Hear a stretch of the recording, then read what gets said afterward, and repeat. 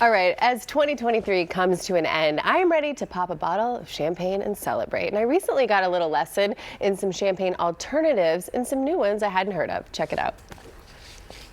Hi, Zachary. Good to see you. I'm excited to jump in, but first, I want to tell the viewers a little bit about your background. Fantastic.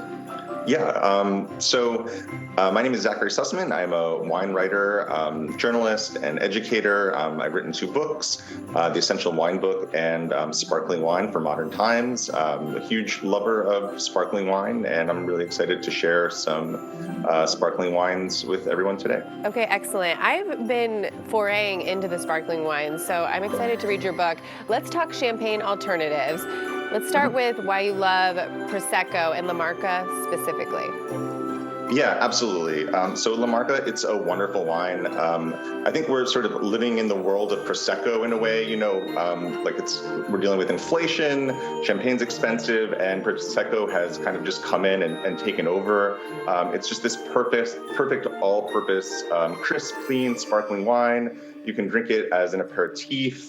On its own, it's great in cocktails and spritzes. This was actually the wine that my sister served at her wedding.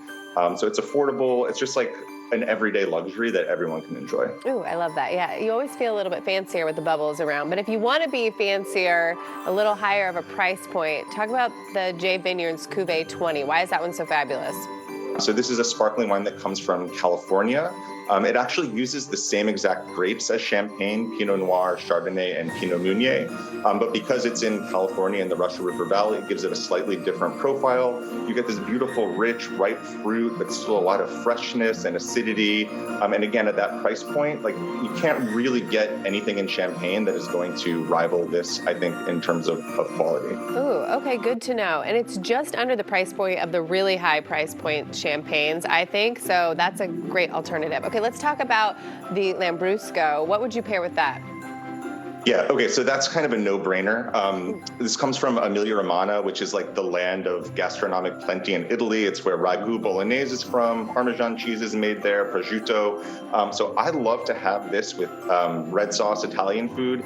Pizza is just a complete slam dunk, especially if you get like pepperoni or sausage, because it's actually a sparkling red wine. A lot of people don't even realize that exists, but this is what that region specializes in.